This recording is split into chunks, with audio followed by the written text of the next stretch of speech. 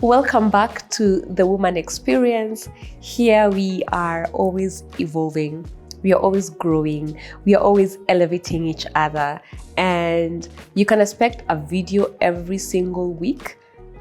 We try not to fail here so that you have content that empowers you.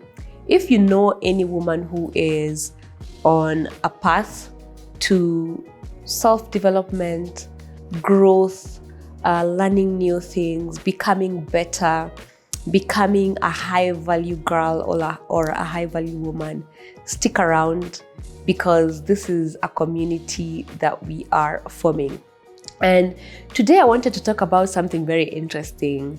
I share with you a lot of the things here because these are things I have either encountered and I know I share with many other women and they feel the same, or things I'm learning.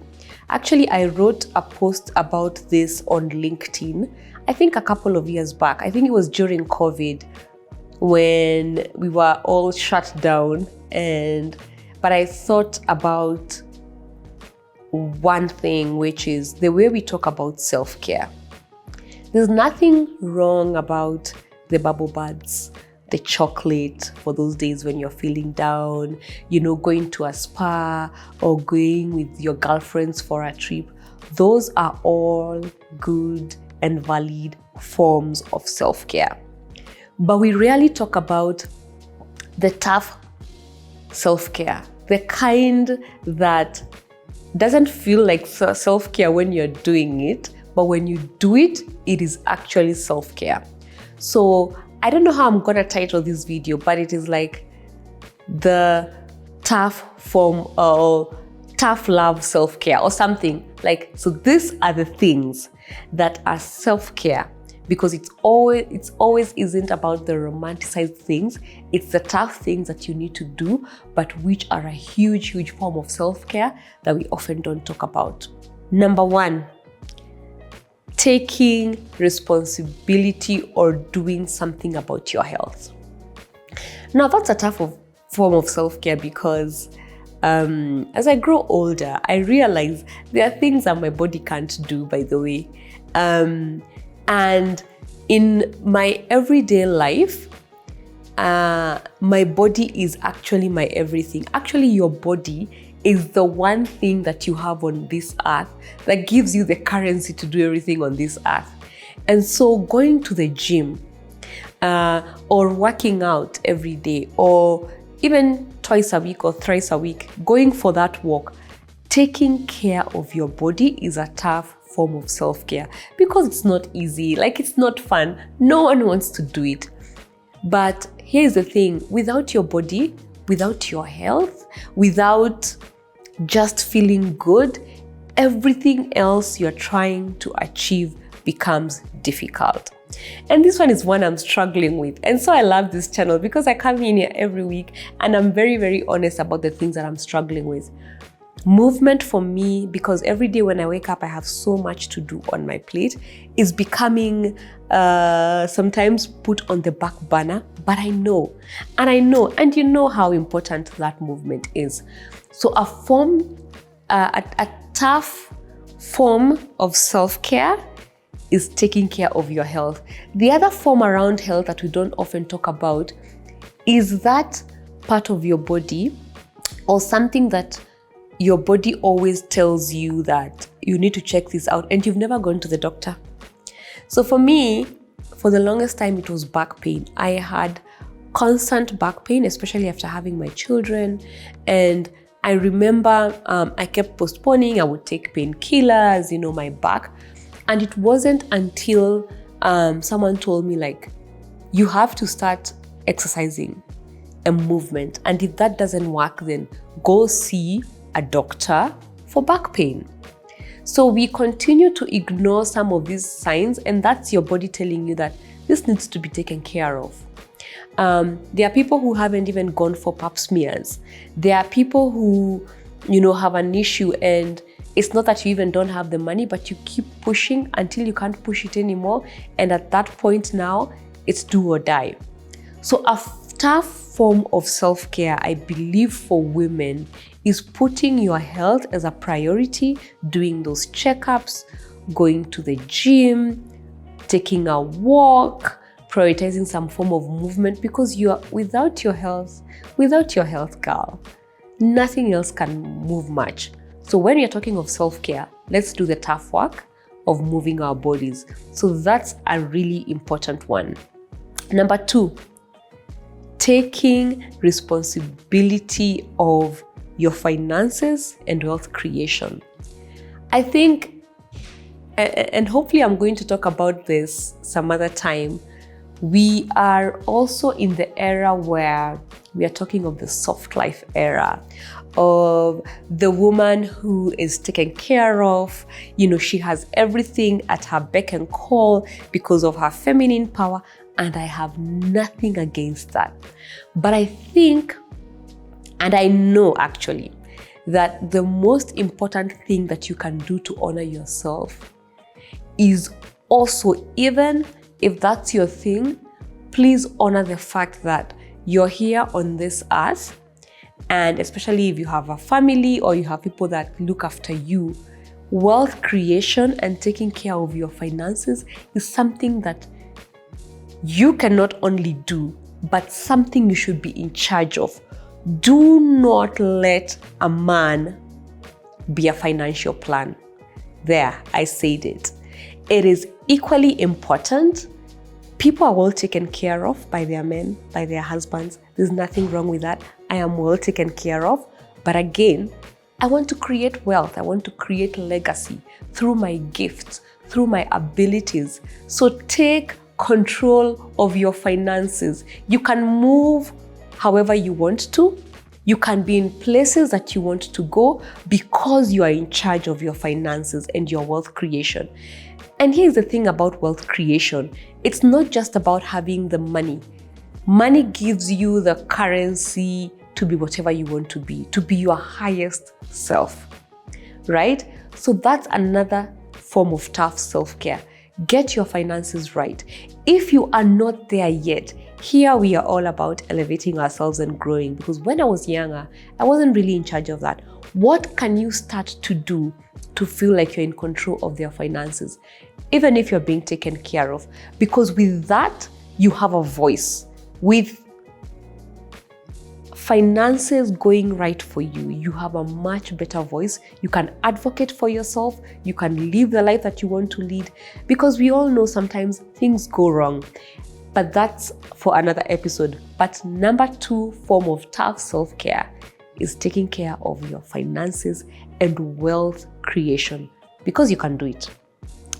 Number 3, which is also a hard one, another form of tough self-care, oh my God, is to stop playing victim and voice out and have boundaries.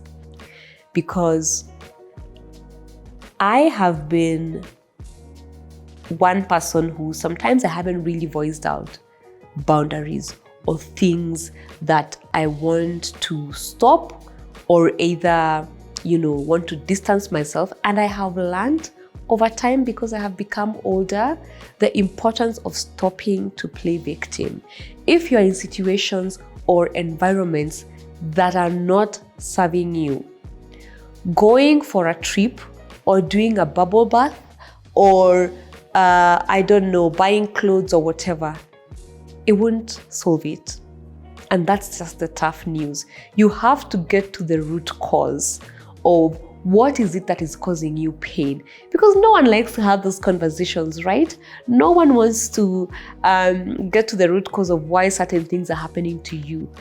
But big girl, grown-up girl self-care is having tough conversation, voicing your boundaries, setting up systems in your life that are not distracting you from the goals you're trying to pursue.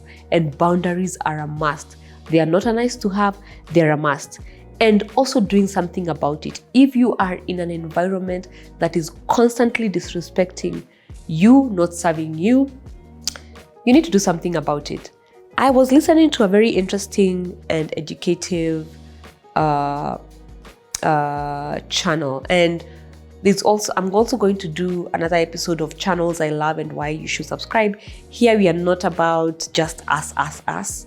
There's enough room for all of us to thrive, and I hope to share on this channel so that you can also follow. She was talking about, especially when you're a woman and you are feeling something in your heart of hearts that you need to change, we intellectualize. I don't know if that is such a word, but she used it. We intellectualize. We try to make logic out of the things that we need to do. Or you know what? I'm not going to tell them because, they will get better with time. Or, people take time before they change. Yet, in your hearts of hearts, something needs to change. So start voicing out your boundaries. Don't intellectualize things that in your hearts of hearts you feel. Another form of tough self-care, girl. From today, start voicing those boundaries and do something about them. Number 3 or 4, I'm not sure where I am. Another tough form of self-care is doing the work that needs to be done to get to the next level. What do I mean by this? Some of us are in jobs we don't like, and because we don't want to do something about it, we stay in those jobs. We don't want to start making those applications. We don't want to go back to school or take on necessary skill sets or even take up more work. For example, if you want to be promoted as manager, you need to show up differently. You need to do the work. If you want to get out of that job, girl, you need to look at your industry, make that application, get that skill set, and move out. If you want to be a successful entrepreneur, you need to stick with it, do the work, and, just continue on that path. But very few people are willing to sustain the pain to get to the next level. I will repeat, very few people are willing to sustain the pain it takes to get to the next level. And so we hide behind, or, I'm stressed and so I need that bubble bath, or, whatever, I need a vacation. All great. But when you come back, you will still be in that job that you don't like. You will still be in that circumstances, and you have not done the work that needs to be done. So we need to talk enough about how do I start doing the hard work of where I want to go.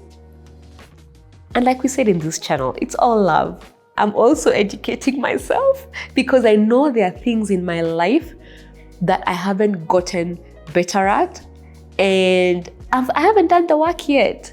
Like, my God, I hate doing finances. I hate invoices. I hate anything finance is something I try to run away from. But as someone who's trying to build something right now, it is something I will have to either sit down and do it, learn the basics of it, do a crash course, or either hire someone, which costs me money. So all of this is the tough work. So what is the thing that you're not doing the work for? Because I guarantee you, when you do it, you'll be in a much better place. And these are the things that move you way, way, way much more than the soft life forms of self-care, which I do them myself, but I know what will get me there faster is doing the hard work. So that's the other thing, doing the work it will take you to get to the next level. The other one is taking responsibility for asking for help. This seems very easy, but you would be amazed at how many women are showing up in life pretending they have it all together, not letting even people that love them know that they need help in one way, shape, or form. And people think you're thriving, but you have not had the courage to simply ask for help. And asking for help strategically looks like identifying the 1 or 2 people or people in your networks who you know, if you contact them, they will either give you the knowledge you need or the wisdom you need to help you get forward, either make a big decision or move forward in your life. asking for help, mentorship, getting people who can coach you, or even just being honest with your family members about where you are or a situation that's not working. There's always that one or two family member who's sober-headed, who can help you. So asking for help is huge because women are carrying such weights. And by the way, if you're here and you haven't watched the weights that women carry, I will link it somewhere here. And you need to realize that asking for help is a first step to dropping some of these weights. Don't go around trying to hide behind the trips, the spa treatments, going to get your hair done, going to do your makeup, and you're not making steps to ask for help from people that you know could potentially help you. You need to go speak to that person you haven't spoken to who could help you start this a jewelry business. You want to learn about a certain skill set and you know someone, and either it's fear or whatever is stopping you and you haven't gone to ask for help. And here's something I've noticed about, people generally, especially, African culture, people are willing to help much more than you realize. It's amazing. You go ask people for help, even if the first or second one won't help you, the third one will. It's just that you haven't voiced it. You've never gone to your manager and said that you want to get promoted and how can I get there? Ask for help, girl, because if you stay quiet, people will never know. If it's not said or if it's not voiced out, people will never know. So ask for help. There's a concept called kitchen sinking, and it's just triggered in my mind right now. And it's usually in relation to couples where we have people who are married, and instead of tackling a problem as it comes, they keep piling dirty dishes in the kitchen sink. So something happens, they pile the plate. Another incident happens, they pile the plate. And so over the years, the kitchen sink continues to just pile up until one day it can pile up no more and it's just chaos. So one day the chaos just erupts and people cannot even have a decent conversation about one issue because there are so many issues in the kitchen sink. And this is why I love this conversation of tough forms of self-care and doing the work. Because if you are masking the things that you need to do under this very nice mask of I have it all together, I want a job but I'm not doing something about it, you can only do the soft life self-care so much. The tough self-care is what will keep you moving. So don't keep piling your kitchen sink. So ask for help. Take care of your body. Take care of your finances. Just do the work it takes you to get to the next level. And I promise you, you'll be better for it. This was a really short one. What are the tough forms of self-care that I haven't mentioned or that you know of? Because I know I've barely scratched the surface, but I just want to ignite from you the things that you know you should do the work and you haven't done. And I guarantee you it's a form of self-care. Share this with other women. Please do like. It tells the algorithm that we are onto something good here. Subscribe, share with other women, and I'll see you next time. And please engage me in the comments. Until next time, bye-bye.